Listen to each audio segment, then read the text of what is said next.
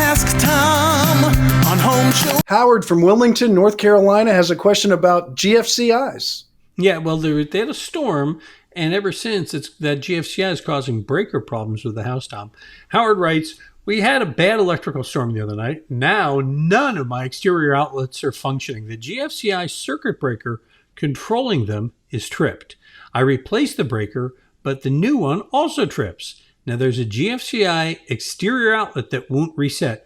Could that be what's causing the breaker to trip? Yes, and it could be just because it's full of water. The first thing you want to look at with exterior plugs, if it's during a storm and it's outside, is that you don't have any of the boxes that have any leaks where water can get in. If water gets in one of those plugs, it'll trip the GFCI. That's not the big deal.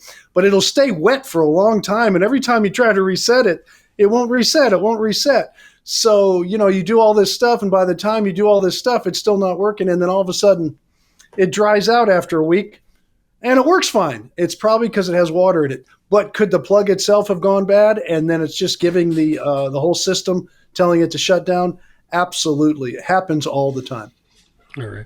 And so the solution, now, if he empties the water out of that thing, is it possible the GFCI would then start working as it's supposed to, Tom? If it was just a little water where inside the plug, yeah, but you got to find out why it's getting water in there and fix it.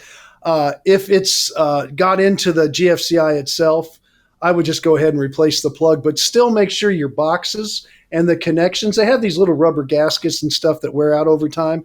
Make sure that the waterproof boxes are staying waterproof. And if you turn the power off and you take your plugs out, you can look in there to see if you have water sitting in there after a storm or something when you're trying to fix this before the sun comes out for a few days and dries it all out. And that way you'll know if it's taking water. But water in there will make it trip every time. So don't go trippy.